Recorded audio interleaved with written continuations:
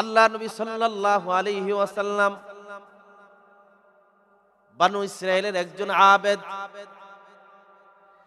1000 বছর হায়াত পেয়েছে। এই ঘটনা যখন সাহাবীদের সামনে বর্ণনা করলেন, সাহাবীরা প্রশ্ন করলেন, ইয়া রাসূলুল্লাহ, ইয়া হাবিবাল্লাহ, আমরা আপনার উম্মত হওয়ার কারণে, আমরা শেষ জামানায় আসার কারণে আমাদের হায়াত এত ছোট, আমরা তাদের মতো এত বেশি ইবাদত করার তো সুযোগ পাবো না। তারা এত লম্বা হায়াত পেয়েছে, আমাদের হায়াত তো ছোট, আমরা তো তাদের থেকে ইবাদতে পিছিয়ে গেলাম। সুবহানাল্লাহ বলবেন না? সাহাবাই কেরামও চাইতেন তাদের হায়াত কি হোক, বেশি হোক, তাদের মতো তারাও ইবাদত করবে। এজন্য আল্লাহ রাব্বুল আলামিন কুরআনুল কারীমে মানুষকে হায়াতের মূল্য বোঝানোর জন্য আল্লাহ রাব্বুল আলামিন সূরাতুল আসরে সময়ের কসম করেছেন, যুগের কসম করেছেন। হায়াত মানে মানুষের জীবনের সময়। আল্লাহ রাব্বুল আলামিন বলেন, ওয়াল আসরি ইন্নাল ইনসানা লাফি খুসর ইল্লাল্লাযীনা আমানু ওয়া আমিলুস সালিহাতি ওয়া তাওয়াসাউ বিল হাক্কি ওয়া তাওয়াসাউ বিস সাবর। আল্লাহ বলেন ওয়াল আসর, যুগের কসম, সময়ের কসম,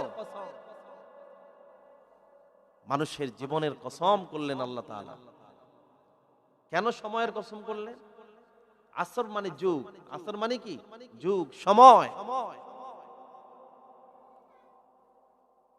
আল্লাহ তাআলা কসম করে বোঝাতে চাইলেন সময় এতটা মূল্যবান, মানুষের হায়াতের প্রতিটি সেকেন্ড, প্রতিটি মুহূর্ত এত বেশি মূল্যবান। আল্লাহ রাব্বুল আলামিন বুঝাতে চাইলেন কেউ যদি সময়ের মূল্য না দেয়, হায়াত যদি তার বেহুদা সময় নষ্ট হয়ে যায়, তাহলে আল্লাহ পাক বলেন, সময়ের কসম করে বলেন, ফি কালামিহিল মাজিদ ওয়া ফি ফুরকানিহিল হামিদ। আউযু বিল্লাহি মিনাশ শাইতানির রাজীম। বিসমিল্লাহির রহমানির রহিম। ওয়াল আসরি ইন্নাল ইনসানা লাফি খুসর ইল্লাল্লাযীনা আমানু ওয়া আমিলুস সালিহাতি ওয়া তাওয়াসাউ বিল হাক্কি ওয়া তাওয়াসাউ বিস সাবর। সাদাকাল্লাহুল আযীম ওয়া সাদাকা রাসূলুহুন নাবিয়্যুল হাবিবুল কারীম। ونحن على ذلك لمن الشاهدين والشاكرين والحمد لله رب العالمين. إن الله وملائكته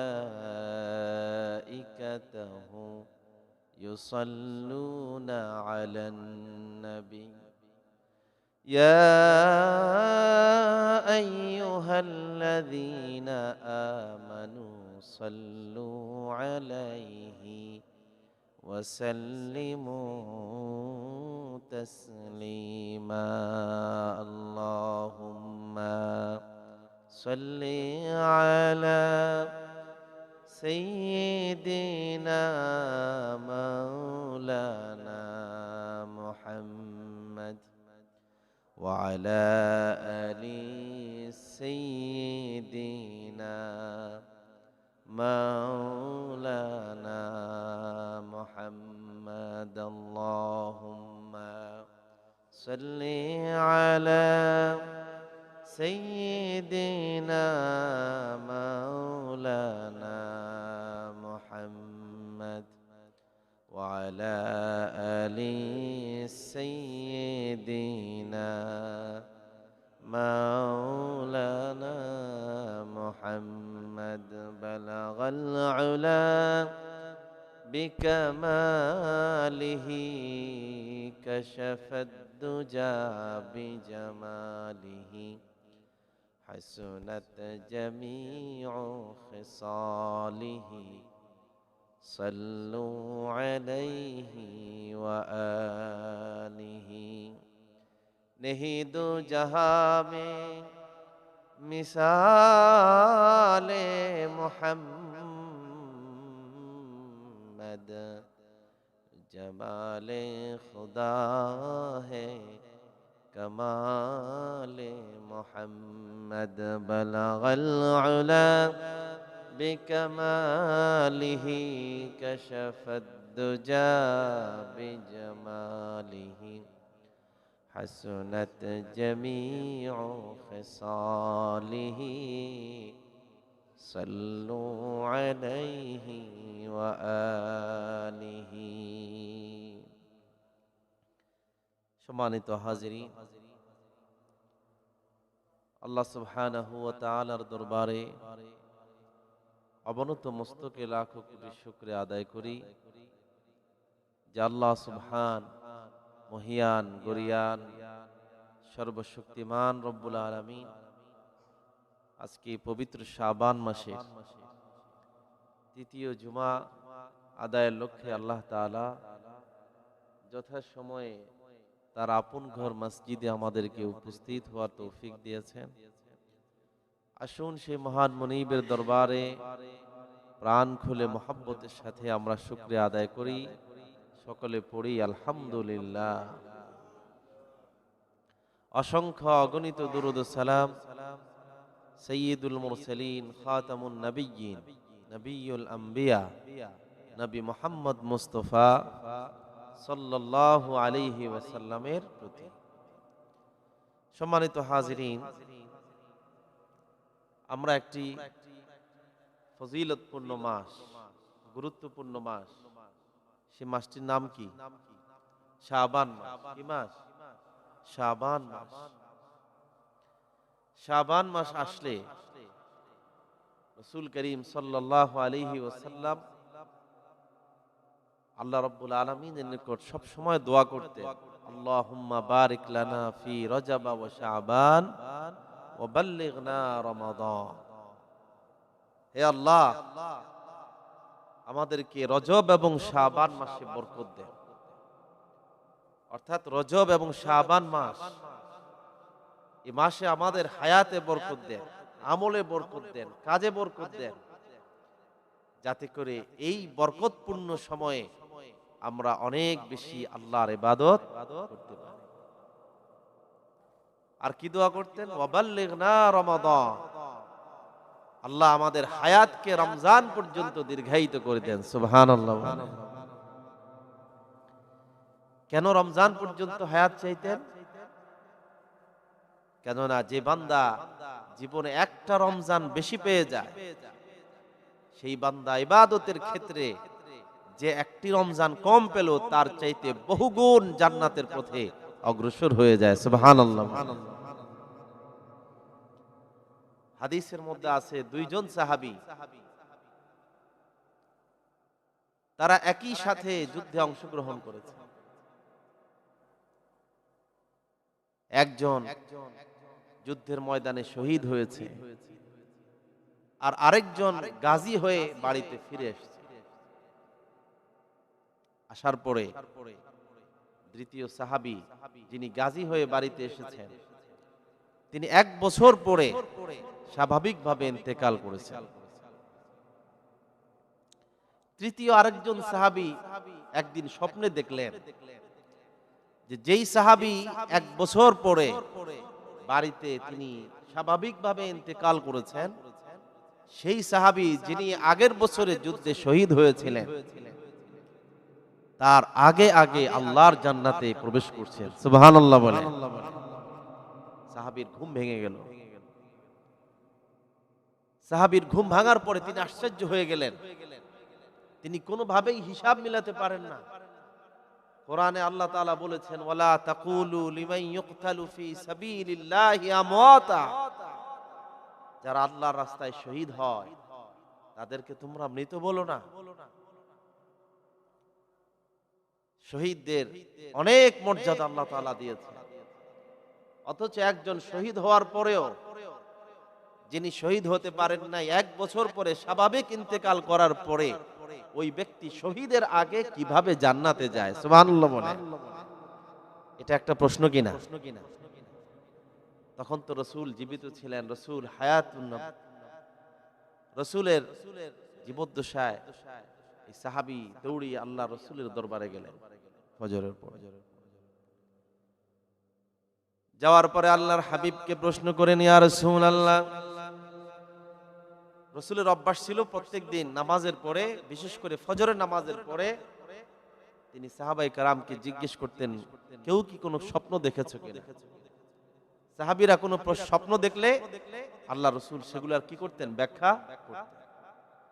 আবার রাসূল যদি নিজেও কোনো স্বপ্ন দেখতেন সেগুলো সাহাবায়ে কেরামদেরকে বলতেন এবং সেগুলোর ব্যাখ্যা তাদেরকে শোনাতেন। নামাজের পরে সাহাবী আল্লাহর রাসূলকে বলেন, ইয়া রাসূলুল্লাহ, ইয়া হাবিবাল্লাহ, গত রাত্রে আমি একটি অদ্ভুত স্বপ্ন দেখেছি। এই স্বপ্নের ব্যাখ্যা আমি কোনোভাবেই মিলাতে পারলাম না। অদ্ভুত স্বপ্ন দেখেছি, এটার ব্যাখ্যা আমার কোনো কাছে কোনোভাবেই বুঝে আসতেছে না। সাহাবী, তুমি কি স্বপ্ন দেখেছো? সাহাবী বললেন, ইয়া রাসূলুল্লাহ, ইয়া হাবিবাল্লাহ, আমি স্বপ্নে দেখলাম আমার 2 জন ভাই গত বছর একত্রেই তারা যুদ্ধে অংশগ্রহণ করেছে, একজন শহীদ হয়েছে, আরেকজন 1 বছর পরে স্বাভাবিকভাবে ইন্তেকাল করেছে। কিন্তু আমি দেখলাম যিনি 1 বছর পরে মারা গিয়েছেন, শহীদ হন নাই, তিনি ওই শহীদের আগে আগে আল্লাহর জান্নাতে পৌঁছে গিয়েছে। এটা একটা বড় প্রশ্ন কিনা? কথা বলেন, যে একজন শহীদের আগে একজন মানুষ 1 বছর হায়াত বেশি পাওয়ার কারণে কেমন করে আল্লাহর জান্নাতে শহীদের আগে চলে যায়? তখন সাহাবী স্বপ্নের ব্যাখ্যা করলেন। সাহাবী বললেন, কেন তুমি আশ্চর্য হচ্ছ? যেই সাহাবী 1 বছর হায়াত বেশি পেয়েছে, ওই সাহাবী তার জীবনে কতটা সেজদা আল্লাহকে বেশি দিয়েছে? একটা দুইটা? একদিনে আমরা কতবার শুধু ফরজ নামাজ আদায় করলে কতবার আল্লাহকে সেজদা দেই? এক একটা সেজদার মূল্য কত তা কি তুমি জানো না? যেই সাহাবী 1 বছর পরে ইন্তেকাল করেছে, সেই সাহাবী জীবনে অতিরিক্ত আরেকটা হজ পেয়েছে, আরেক বছরের রমজান সে পেয়েছে। 1 বছরের ফরজ রোজার কারণে বান্দা কতটুকু অগ্রসর হয়েছে। বান্দার এই আমলি জিন্দেগীর কারণে আল্লাহ পাক ওই বান্দাকে শহীদের আগেই আল্লাহর জান্নাতে পৌঁছে দিয়েছে। তাহলে বুঝলাম মানুষের জীবনের প্রত্যেকটা হায়াত যার যত বেশি, তার জান্নাতে যাওয়ার সুযোগ কি তত। তাহলে মানুষের জীবনের হায়াতের মূল্য আছে না নাই? অনেক বেশি। অনেকে বলে এই কষ্ট দুনিয়া থাকতে চাই না, আল্লাহ আমাকে নিয়ে যাও। না, আল্লাহ রাসূল কখনো নিয়ে যাওয়ার জন্য কি করেন নাই? দোয়া করেন নাই। দোয়া করেছেন, আল্লাহ আমার হায়াতে বরকত দেন। আমার কিসে বরকত দেন? হায়াতে, নেক হায়াতে বরকত দেন। সব সময় দোয়া করতেন।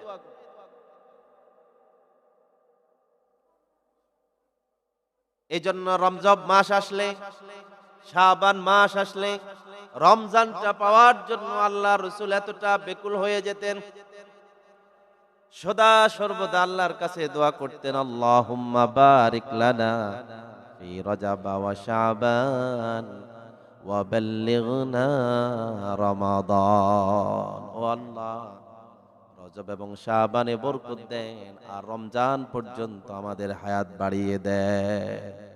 আমরাও আল্লাহর কাছে দোয়া করব কিনা? কথা বলেন, দোয়া করার প্রয়োজন আছে কিনা? দোয়াটাও একটা ইবাদত। দোয়াটাও কি? দোয়াটাও একটা ইবাদত। অনেকে মনে করে দোয়া করে যদি না পেলাম, দোয়া করে লাভ কি না? দোয়াটাই একটা ইবাদত, শুধু ইবাদত নয়। আল্লাহ রাসূল বলেন দুআউ মুখুল ইবাদা, ইবাদতের মগজ হলো, ইবাদতের মূল হলো দোয়া। এজন্য সব সময় আল্লাহর কাছে কি করতে হবে? দোয়া। সম্মানিত ভাইয়েরা আমার, এতটুকু আলোচনা থেকে আমরা বুঝলাম যে মানুষের জীবনের হায়াতের মূল্য সবচাইতে বেশি। কিসের মূল্য? হায়াতের মূল্য অনেক বেশি, অনেক বেশি। আল্লাহ নবী সাল্লাল্লাহু আলাইহি ওয়াসাল্লাম বানু ইসরাইলের একজন আবেদ, 1000 বছর হায়াত পেয়েছে। এই ঘটনা যখন সাহাবীদের সামনে বর্ণনা করলেন, সাহাবীরা প্রশ্ন করলেন, ইয়া রাসূলুল্লাহ, ইয়া হাবিবাল্লাহ, আমরা আপনার উম্মত হওয়ার কারণে, আমরা শেষ জামানায় আসার কারণে আমাদের হায়াত এত ছোট, আমরা তাদের মতো এত বেশি ইবাদত করার তো সুযোগ পাবো না। তারা এত লম্বা হায়াত পেয়েছে, আমাদের হায়াত তো ছোট, আমরা তো তাদের থেকে ইবাদতে পিছিয়ে গেলাম। সুবহানাল্লাহ বলবেন না? সাহাবাই কেরামও চাইতেন তাদের হায়াত কি হোক, বেশি হোক, তাদের মতো তারাও ইবাদত করবে। এজন্য আল্লাহ রাব্বুল আলামিন কুরআনুল কারীমে মানুষকে হায়াতের মূল্য বোঝানোর জন্য আল্লাহ রাব্বুল আলামিন সূরাতুল আসরে সময়ের কসম করেছেন, যুগের কসম করেছেন। হায়াত মানে মানুষের জীবনের সময়। আল্লাহ রাব্বুল আলামিন বলেন, ওয়াল আসরি ইন্নাল ইনসানা লাফি খুসর ইল্লাল্লাযীনা আমানু ওয়া আমিলুস সালিহাতি ওয়া তাওয়াসাউ বিল হাক্কি ওয়া তাওয়াসাউ বিস সাবর। আল্লাহ বলেন ওয়াল আসর, যুগের কসম, সময়ের কসম, মানুষের জীবনের কসম করলেন আল্লাহ তাআলা। কেন সময়ের কসম করলেন? আসর মানে যুগ, আসর মানে কি? যুগ, সময়। আল্লাহ তাআলা কসম করে বোঝাতে চাইলেন সময় এতটা মূল্যবান, মানুষের হায়াতের প্রতিটি সেকেন্ড, প্রতিটি মুহূর্ত এত বেশি মূল্যবান। আল্লাহ রাব্বুল আলামিন বুঝাতে চাইলেন কেউ যদি সময়ের মূল্য না দেয়, হায়াত যদি তার বেহুদা সময় নষ্ট হয়ে যায়, তাহলে আল্লাহ পাক বলেন, সময়ের কসম করে বলেন, ইন্নাল ইনসানা লাফি খুসর, নিশ্চয়ই পৃথিবীর সব মানুষ ক্ষতির মধ্যে নিমজ্জিত, সবাই ধ্বংসের মধ্যে নিমজ্জিত, ধ্বংসের দিকে ধাবিত হচ্ছে। আচ্ছা বলুন তো, আমরা যখন জন্মগ্রহণ করি তখন আস্তে আস্তে বড় হই, আস্তে আস্তে কি হই? কিন্তু আমরা কি বড় হই মানে কি আমাদের হায়াত বাড়ে না কমে? বড় হই মানে আমরা ধ্বংসের দিকে যাচ্ছি, মৃত্যুর দিকে আগাচ্ছি, বৃদ্ধের দিকে আগাচ্ছি, শেষের দিকে আগাচ্ছি, ঠিক কিনা বলে? এজন্য আল্লাহ পাক বলেন, ইন্নাল ইনসানা লাফি খুসর, সব মানুষ ধ্বংসের দিকে, সবাই ধ্বংসে নিপতিত, নিমজ্জিত। আপনারা প্রশ্ন করতে পারেন, কাফের মুশরিক বেঈমানরা ধ্বংস হয়েছে, কিন্তু ঈমানদার যারা ঈমান এনেছে তারাও কিভাবে ধ্বংসের মধ্যে নিমজ্জিত হয়? প্রশ্ন কিনা? যে কাফের মুশরিক বেঈমান তারা ধ্বংস হয়েছে, কিন্তু আমরা তো ঈমান এনেছি, ঈমানদাররাও কেন ধ্বংস হলো? ধ্বংস দুই প্রকার, ক্ষতি দুই প্রকার। কয় প্রকার? যারা ব্যবসা করেন তারা বুঝবে। একটা হচ্ছে আপনার পুঁজি হারিয়ে ফেলেছে, মানে আপনার ব্যবসা পুরোটাই শেষ, তাহলে আপনি পুরোপুরি ভাবে ব্যবসায় কি হলেন? ক্ষতিগ্রস্ত হলেন, লস হলেন। আর একটা হলো আপনার প্রফিট লস। প্রফিট লস মানে কি? আপনার ব্যবসা 1 লক্ষ টাকায় লাভ হওয়ার কথা ছিল 10,000 টাকা, কিন্তু কোনো কারণে বাজারের দাম উঠা নামার কারণে ওই 10,000 টাকার জায়গায় আপনার 5,000 টাকা লাভ হয়েছে। কয় হাজার? লাভ হওয়ার কথা কত? 10,000, কিন্তু লাভ হয়েছে বাজার দর বাড়ার কমার কারণে আপনার 10,000-এর পরিবর্তে 5,000 লাভ। তাহলে আপনার এখানে লাভও আছে, লসও আছে। লাভ হয়েছে ব্যবসায়, কিন্তু প্রফিটে আপনার কি হয়েছে? লস হয়েছে। 5,000 টাকা আপনি পাওয়ার কথা ছিল, সেটা আপনি পান নাই। কিন্তু পুঁজি, মূল পুঁজি আপনার কি করে নাই? হারায়। ব্যবসা আপনার ঠিক আছে। এই জন্য আল্লাহ পাক বলেন, কাফেররাও ক্ষতিগ্রস্ত, ইমানদাররাও ক্ষতিগ্রস্ত। কাফেরদের পুঁজি শেষ, ঈমান না থাকার কারণে তারা আর কোনোদিন জান্নাতে যেতে পারবে না। কিন্তু ঈমানদার তার হায়াতটা যথাভাবে কাজে না লাগাতে পারলে তার জান্নাতে যেই জায়গায় পৌঁছানোর কথা, বান্দা সেই জায়গায় পৌঁছাতে পারবে না। ঠিক কিনা বলেন? আপনার ঈমান আছে, আপনিও জান্নাতে যাবেন। আরেকজন মুত্তাকি, সেও জান্নাতে যাবে। একজন যাবে জান্নাতুল ফিরদাউস, আলা জান্নাতে, আরেকজন জান্নাতের সর্বনিম্ন স্তরে। সেটাও জান্নাতের মধ্যে আফসোস থাকবে কিনা? আফসোস। তো মুমিন কি, আমরা কি নিচু স্তরে জান্নাতে যেতে চাই, নাকি জান্নাতের উপরে সবার সাথে থাকতে চাই? থাকতে হলে কি করতে হবে? আমার হায়াতের প্রত্যেকটা মুহূর্তকে কাজে লাগানোর প্রয়োজন আছে না নাই? জান্নাতে যাওয়ার পরে জান্নাতীরা দেখতে পাবে বিশাল বিশাল তার বাগান। রাসূল বলেন, জান্নাতটা হলো সমতল সমতল। এই যে আপনাদের এখানে হাওর আছে, মাঠ আছে, ক্ষেতগুলো খালি আছে, দেখে আসলাম সব এখন খালি, ঠিক কিনা? এটাতে যদি আপনি গাছ লাগান, এটা সবুজ শ্যামল সুজলা সুফলা হয়ে উঠবে। আল্লাহ রাসূলকে বলেন, আপনার উম্মতকে বলবেন, তারা যেন তার বাগানটা সাজায়, জান্নাতটা সাজিয়ে নেয়। প্রশ্ন করা হলো, জান্নাতের গাছ কিভাবে লাগানো হয়, বাগানটা কিভাবে সাজানো হয়? বলা হলো, বান্দা যখন একবার আল্লাহ তাসবিহ পাঠ করবে, সঙ্গে সঙ্গে জান্নাতে একটি গাছ রোপণ হয়ে যায়। সুবহানাল্লাহ বলবেন না? এই যে সুবহানাল্লাহ পড়লাম, কয় মুহূর্ত সময় লাগছে? সেকেন্ড লাগে না, ঠিক কিনা বলেন? তার মানে হলো, এই 1 সেকেন্ড হায়াত যদি কেউ বেশি পায়, আর সেই সময়ে যদি একবার সুবহানাল্লাহ পড়ে নেয়, জান্নাতে তার একটা বিশাল গাছ তৈরি হবে। হাদিসের মধ্যে এসেছে, এই গাছের ছায়া এতটা লম্বা, 500 বছর যদি দ্রুতগামী ঘোড়া দিয়ে দৌড়ানো হয়, তাহলে ওই গাছের ছায়া কেউ শেষ করতে পারবে না।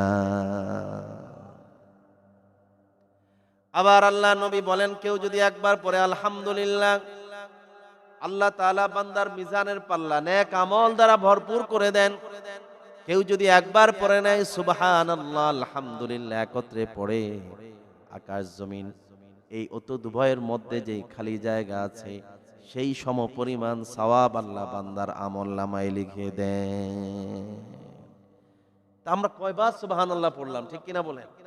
তাহলে যে হায়াত বেশি পায়, সে যদি তার এই হায়াতটা যদি এই জিকিরের মধ্যে কাটায়, সুবহানাল্লাহ দিয়ে কাটায়, নামাজ দিয়ে কাটায়, ইবাদত দিয়ে কাটায়, মানুষের খেদমত, দ্বীনের খেদমত, মাখলুকের খেদমত, তাহলে তার আমলনামা শুধু ভারী হতে থাকে নেক আমল দিয়ে, ঠিক কিনা বলেন?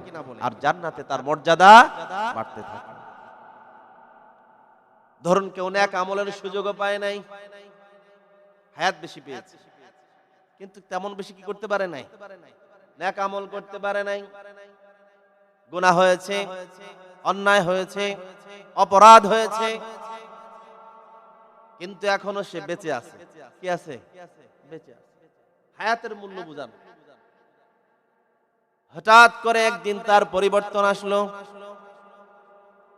কোন মাহফিলে গিয়েছে, মসজিদে ইমাম সাহেবের ওয়াজ শুনে অথবা কোরআন পড়ে যখন চোখের পানি ছেড়ে দিয়ে বান্দা বুঝতে পারবে আমার জীবনটা বৃথা কাটিয়েছি, আমার জীবনে গুনাহ ছাড়া আর কিছু নাই, সঙ্গে সঙ্গে আল্লাহর উপরে ঈমানকে মজবুত করে নেয় আর চোখের পানি ছেড়ে দিয়ে আল্লাহর কাছে তাওবা করে নেয়, তাহলেও বান্দার কতটা লাভ একটু দেখেন। আল্লাহ পাক বলেন, ইল্লা মান তাবা ওয়া আমানা ওয়া আমিলা আমালান সালিহা ফাউলাইকা ইউবাদদিলুল্লাহু সাইয়্যাতিহিম হাসানাত। চিৎকার করে বলুন আল্লাহু আকবার।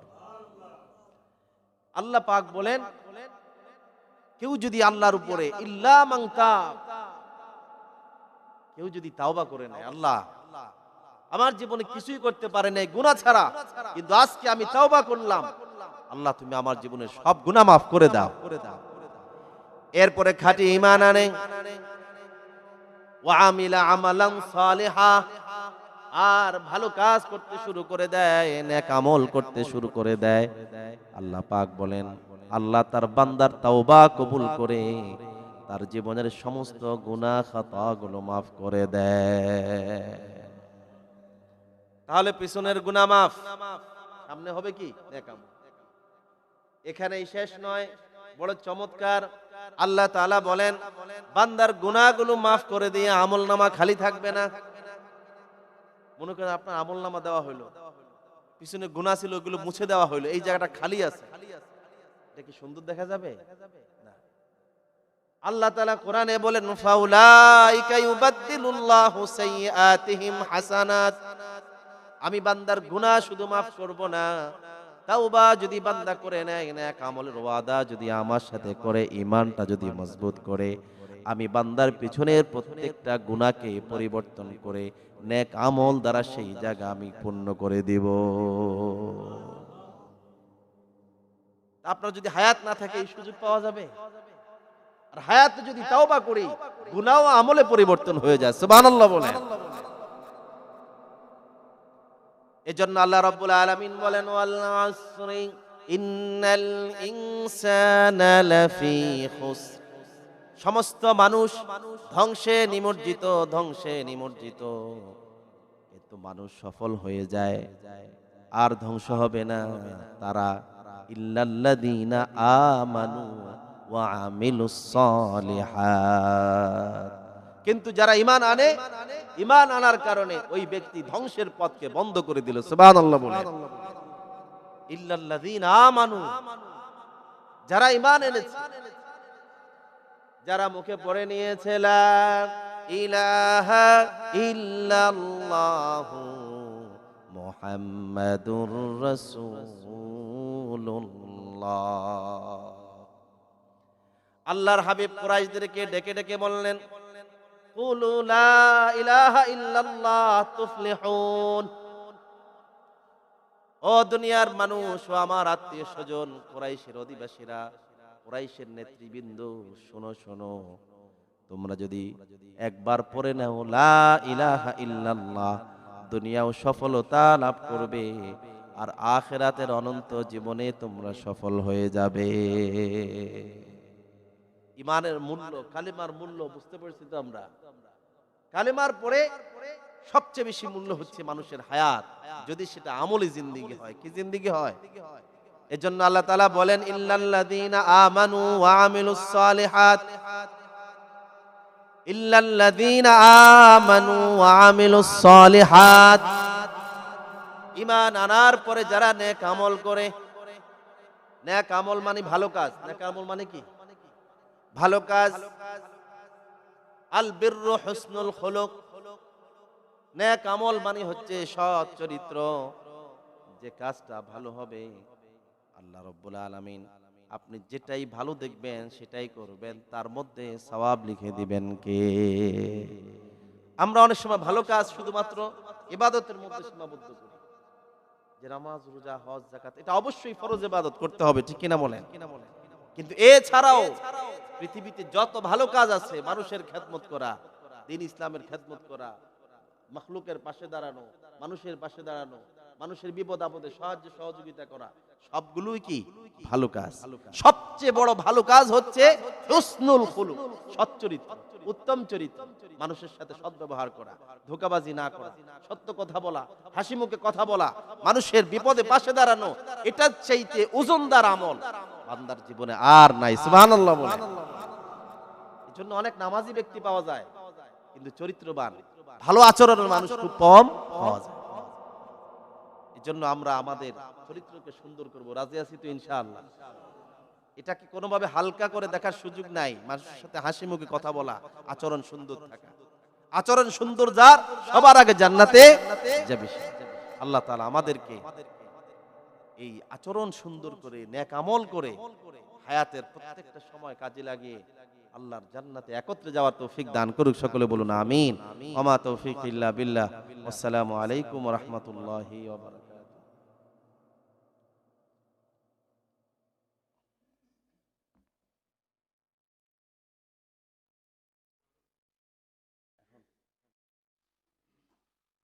اللهم آمين. الحمد لله رب العالمين والصلاة والسلام على سيد المرسلين وعلى آله وأصحابه أجمعين. ربنا ظلمنا أنفسنا وإن لم تغفر لنا وترحمنا لنكونن من الخاسرين. ربنا فاغفر لنا ذنوبنا وكفر عنا سيئاتنا وتوفنا مع الأبرار. রব্বুল আলামিন আল্লাহ তাআলা শাবান মাসের তৃতীয় জুমা আদায়ের লক্ষ্যে আপনার ঘর পবিত্র মসজিদে আমরা উপস্থিত হয়েছি। আল্লাহ রব্বুল আলামিন আমাদের জীবনের সমস্ত গুনাহ খাতাগুলো মাফ করে দেন আল্লাহ। জীবনের সমস্ত নেক আমলগুলো আপনার শাহী দরবারে কবুল আর মঞ্জুর করে নেন আল্লাহ। আয় আল্লাহ তাআলা আমাদের মধ্যে অনেকেই অসুস্থ আছে, শিফায়ে কামেলা আজেলা দান করে দেন আল্লাহ। আমাদের জীবনের সমস্ত বিপদ আপদ গুলো আপনি বিপদ আপদ থেকে আমাদেরকে হেফাজত করেন আল্লাহ। বিশেষ করে আল্লাহ তাআলা একজন বোন, একজন মা আপনার কাছে আল্লাহ তাআলা দোয়া চেয়েছেন, অপারেশন হবে। রব্বুল আলামিন আপনি তার অপারেশনের কাজকে সুন্দরভাবে সম্পন্ন হওয়ার তৌফিক দান করে দেওয়া আল্লাহ। সুচিকিৎসা পাওয়ার তৌফিক দান করে দেওয়া আল্লাহ। রব্বুল আলামিন আয় আল্লাহ তাআলা এই জটিল এবং কঠিন রোগ থেকে আপনি তাকে হেফাজত করেন আল্লাহ। শিফায়ে কামেলা আজেলা দান করে দেন আল্লাহ। সকল ধরনের মুসিবতকে আপনি আহসান করে দেন আল্লাহ। রব্বানা তাকাব্বাল